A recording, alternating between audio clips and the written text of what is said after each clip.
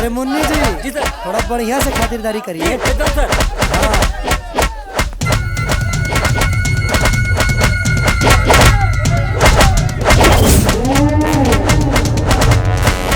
साहब जी, टाप वाला भी इसको पड़ा। ए रुक जा लो। अरे नमस्कार जनता के सेवक जी। Ration card, Aadhaar card, PAN card, voter ID, सारा सबूत ले आयल बानी। छोड़ा सबन के। और अगर ना छोड़नी तब?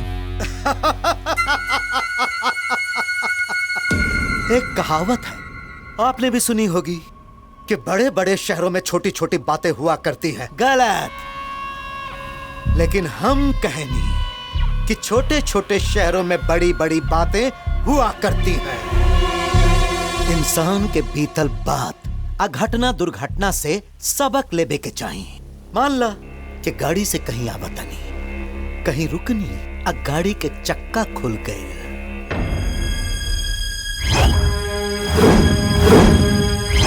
अब मान लो कि ट्रैक्टर पर चढ़ के तोनी के कहीं जा रहल बड़ा लोगी, अचानक पीछे से एगो ट्रक आई आ धक्का मार देलक, तब का?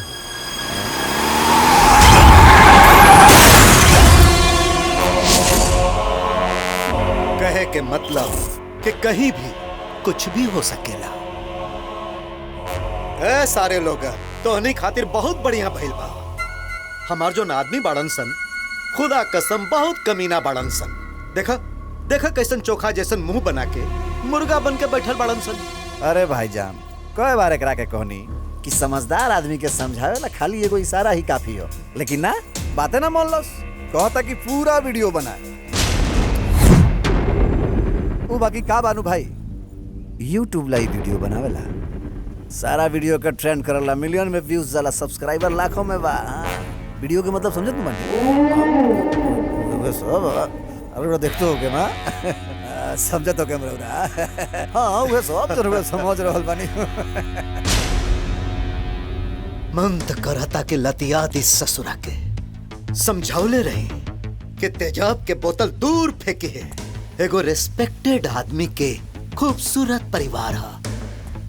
इस ससुरा कहे लागल नहीं, एकलव्य के औलाद है, निशाना लगा के ही फेंका।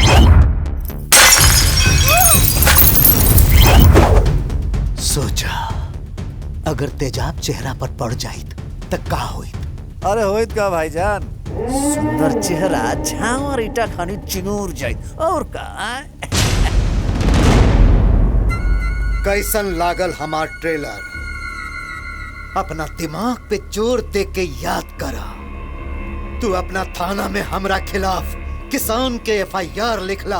कैसा लगा एक्शन ड्रामा है? थ्रिलर से भरपूर संपूर्ण हॉरर फिल्म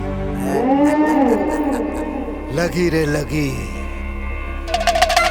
करंट लगी। हमार तो कुछ ना भइल, बाकी तोहरा साथे बहुत कुछ होई। याद रख, तू यहाँ आइल नहीं खे, बुलावल कइल बाड़े।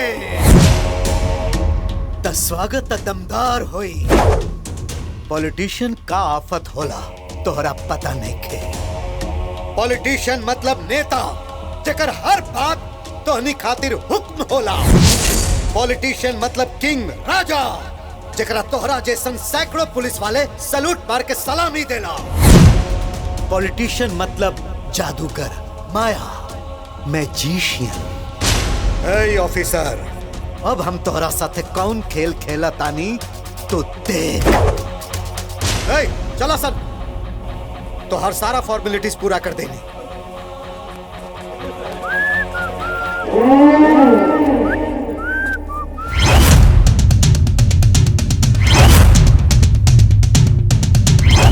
नेता नेता नेता, ऐसा नेता लोग की वजह से ही अपना देश से क्राइम और करप्शन कबो खत्म नहीं किया हो सकत। साहब, अब वो नेता बनल बा, पहले वो गुंडा रहल। अरे जब गुंडा रहल तो ओकरा खिलाफ कोनो FIR दर्ज काहे नहीं किए? साहब कहे कि इंस्पेक्टर साहब, लिखिए FIR।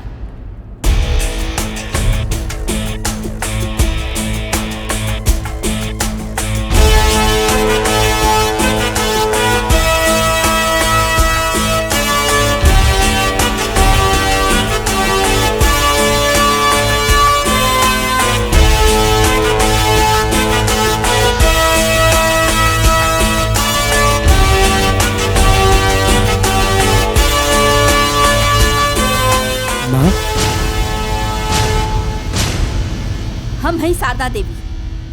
आज से 22 साल पहले ए थाना में शेर नियन गर्जे वाला शिवपाल सिंह के विधवा। लिखी एफआईआर। हमार पति अपना वर्दी के शान खातिर अपन जान लुटावत रहले, अपन शपथ हर हाल में निभावत रहले। हाँ, न्याय जेकरा खातिर पूजा रहे, ईमानदारी जेकर मिसाल रहे, उस शिवपाल सिंह के हत्या भइल रहे। लिखी एफआईआर। यही थाना में वो दोनों जल्लाद सत्तार अंसारी और जब्बार अंसारी मिलके हमरे पति के मार मार के मुआ देले। प्रणाम माई, तोहर मिस कॉल आई रहला सा। ए बाबू, हम दादी बने वाला बानी और तू बाप बने वाला बड़ा हो। ये सब भगवान का आशीर्वाद बा माई। वो कहाँ बड़ी, उनका के तनी फोन दी। ए बहुरिया, अरे हवा बाबू के फोन बा हो। ला। हाँ जी बोली, का कहे के चाहता नहीं? का हो, खुश पाड़ू ना? अब ऐसे बढ़कर और खुशी का हुई। अच्छा सुनी ना, हम रोह से कुछ बात कहे के चाहता नहीं। कौन चीज? एक मिनट रुको। हाँ हेलो हेलो। साला चितौनी का गुंडा।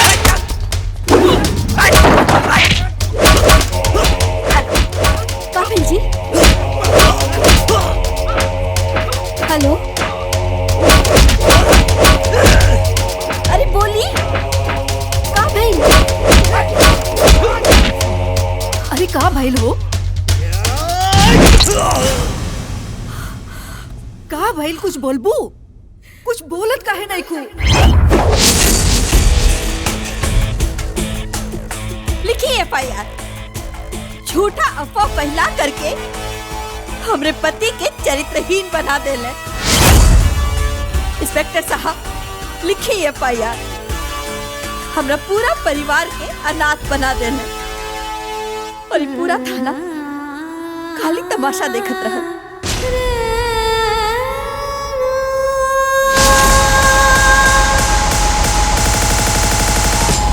अब बोली, बस 1 घंटा में लखनऊ पहुंच जाए। जी आ रहल बानी। खुदा हाफिज।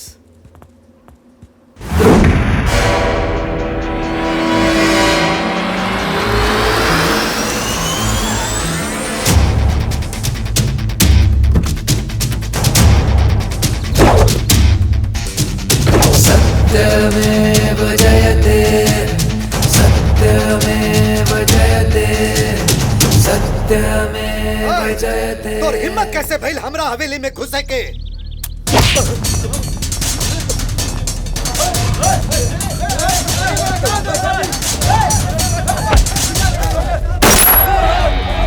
सत्यमेव जयते, सत्यमेव जयते।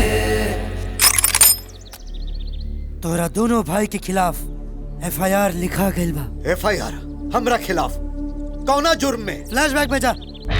आज से 22 साल पहले यही थाना के एगो जाबाज पुलिस ऑफिसर शिवपाल सिंह जी के हत्या के जुर्म में के करवैले बा? इंस्पेक्टर शिवपाल सिंह जी की धर्म पत्नी शारदा देवी। पसीना पोंछ ले सत्तार। तू हमरा के नेता के मतलब बताओ तो रहले ना। अब हम तोहरा के पुलिस के मतलब बताओ तानी। पुलिस मतलब गुरूर, जौन हमरा रग रग में बहता।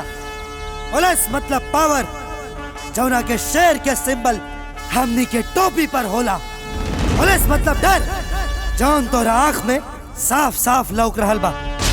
अभी तक ते तलवा चाटे वाला पुलिस के देखले रहले, लेकिन अब तोर सामना एगो मर्द से भइल बा। जरा सोच कि एगो पुलिस वाला आम जनता के रक्षा खातिर अपन जान निछावर कर सकेला, तो अपना बाप के हत्यारा के सजा देवे खातिर का कर सकेला? तू का कहले रहले कि तू हमरा के इ थाना में ट्रांसफर करौले बाड़े।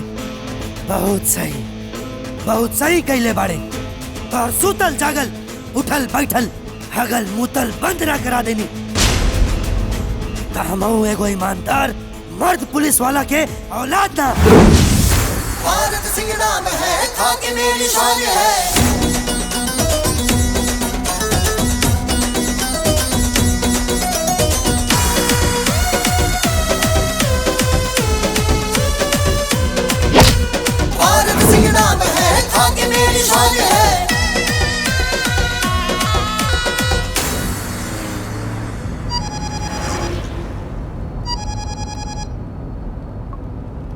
जैन सर। मुझे रिपोर्ट कीजिए अभी के अभी मेरे आवाज पर। ओके सर।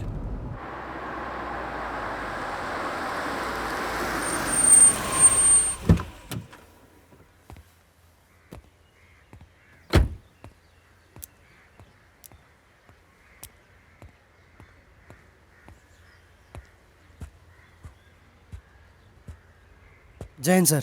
पता है तुम्हें वो सत्तार अंसारी कौन है? नहीं पता है तो जान लो, होने वाला एमपी है। सर वो इंस्पेक्टर शिवपाल सिंह का कातिल है। ये तुम्हें कैसे मालूम? उनकी धर्मपत्नी शारदा देवी ने एफआईआर लिखवाया है। या तुम्हारी माँ ने? खैर, तुम्हारी माँ ने ये नहीं बताया कि तुम्हारा बाप पुलिस के नाम पे धब्बा था?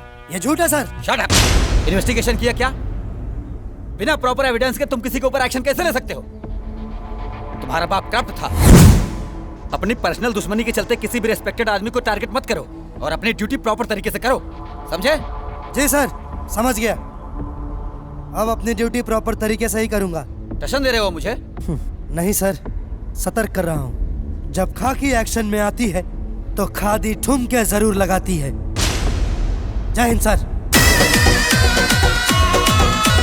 भारत सिंह नाम है, खाकी मेरी शान है।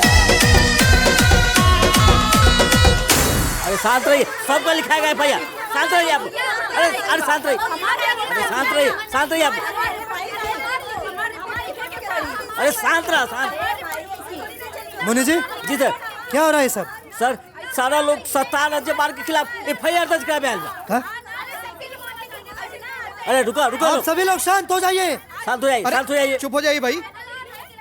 आप सबने जो हिम्मत दिखाया है उसके लिए मैं आप सभी का तहे दिल से धन्यवाद करता हूँ। आप सब जुर्म के खिलाफ आगे आए हैं तो अब पुलिस आपके आगे सीना तान के खड़ी रहेगी। आप सभी को न्याय मिलेगा, यह मैं वादा करता हूँ। मुन्नी जी। जी सर। ठोकी एफआईआर।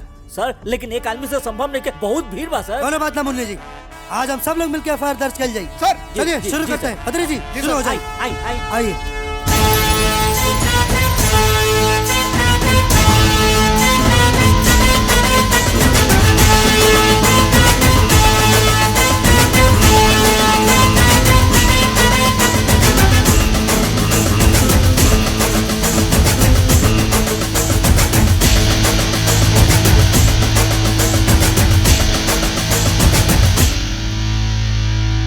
साहब जी, हमरा के भी एफआईआर लिखावे के बा।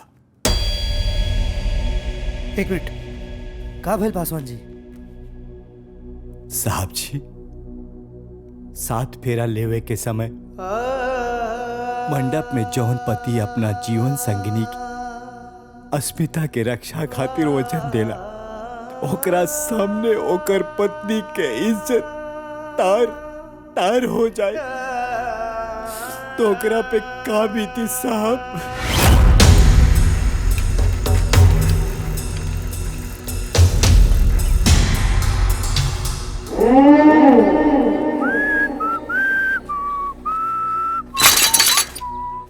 जब्बार, जब्बार, हम तरह के जान से मार दे सारे।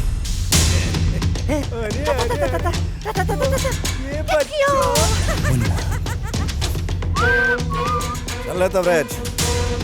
मुन्ना जा बेटा, पापा के पास जा। मुन्ना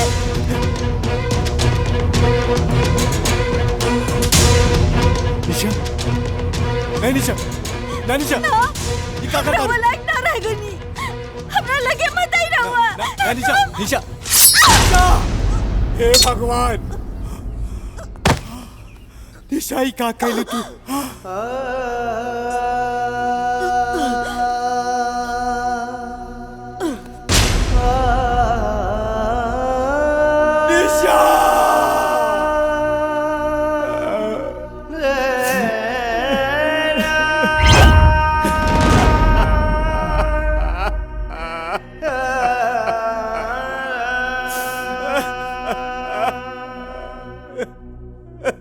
पासवान जी, बाकी इतना दिन से आप चुप काहे रानी? क्या करते साहब, सिस्टम के चलते मजबूर रहने, अपन और अपन परिवार के रक्षा खातिर चुपचाप सब साथ रही साहब। हमरा के तो लगते ना रहल कि रावण खातिर कोनो राम जी है। बाकी आप जैसे जाबाज ऑफिसर के देख के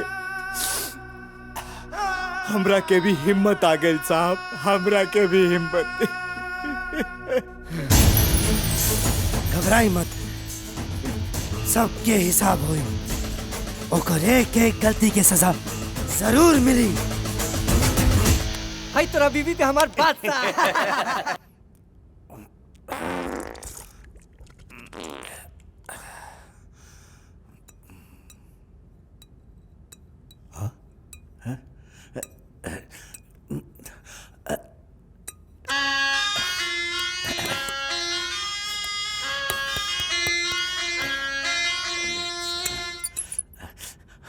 ए रऊफ, रऊफ, एक बाल। अरे कहाँ बड़ा सर है? अरे पानी नहीं क्या? पानी दे। जी भैया जी। अरे क्या भैया जी? पानी दे। अरे दरवाजा मत खोल रे साला पूरा। साले तोनी के दिन भर दादा के गाड़ल कमाई समझ के हड्डी चूसोता रह लोगी हैं? टंकी में पानी काहे ना भराई लो? भैया वो नगर पालिका वाला कनेक्शन काट देलस भैया। कनेक्शन काट देलक हो? हाँ। काहे? रउरा ओके चपलियौले ना रहनी ओही से। ओ साला।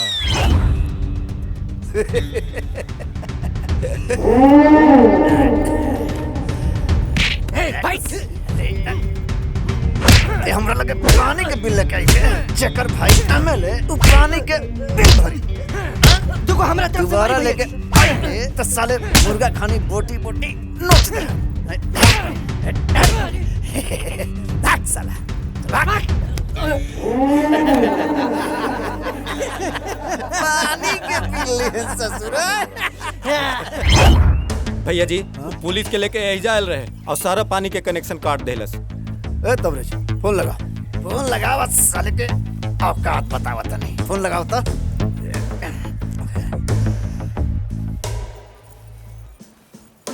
फोन गैलरी वाला भी एफआईआर कैले बा भैया। इहो कैले बा? हाँ। कहाँ से आवाज निकलता? अरे इ तो घोड़ा के आवाज निकलता, घोड़ा के। गधा के निकल गधा के निकल। आज इकरा को ऐसा सबक दे कि दोबारा बिल लेके ना। हाँ भैया। अगर अगला दोबारा बिल लेके तो साले तरह के टावर पर बैठा के और नीचे से लुकार लगा दे माँ झंडा फहरावत रहिए साले। भाग भाग चल भाग भाग भाग भाग चल भाग। गाड़ी निकाल, आज उनका ऑफिस में हम सही में आग लगाते हैं।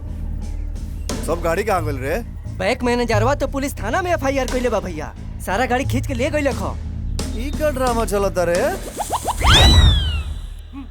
27 28 तू 28 में बैठ बे। बैंक के पैसा तोरा बाप के हो? हाँ नानू हो? ए तो बैंक के लोन भरी चाहे ना भरी हमार मर्जी। तोर छाती काहे फड़ता रे? हैं? आ दोबारा मांगे आ गइलो नु तो बैंक में घुस के आग लगा दे साले। हई फाइल के संग संग तूहो जर जइबो। चल भाग साला चल जो। अरे जो कर लेला बनी ओकर देनी ना तोर का 50,000। बता बस साला के।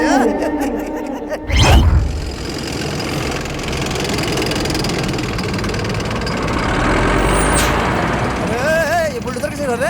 अरे कहां दंदन नाली घुसे चला रे? क्या हुआ?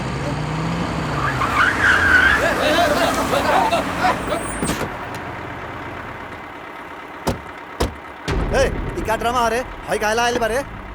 घर ढहावे खातिर। घर ढहाए खातिर काहे रे? ए ये जमीन पर अवैध रूप से कब्जा करके तू घर बनेल बाड़ी। पूरा गांव के लोग एफआईआर लिखेले बताना में। ए दिमाग खराब हो गया तो इनके हैं? सब जाने के साले काट के जनों कबर खोदते हैं। ए हमनी के पुलिस वालन के तू गाजर मुड़ी समझने वाले का रे? अगर और ज्यादा तू बोल ले ना ये डंडा मुंह में डाल के अब पिछवाड़ा से निकाल ध्यान नहीं के। अच्छा ते हमार घर ढोबे हैं? ढा चल देखा तनी के ढा तारे। चल चल आ जाओ चल चल बढ़ाओ आ जाओ हटा ना चला। ए सुत सुत सुत। हां भैया जी तब तक सुत रहिए जब तक हम थाना से लौट के ना आए। एक हम हटा। चलो साले का औकात दिखाओ तनी। ठीक है भैया का औकात दिखाओ। चलिए हम काम हो चल।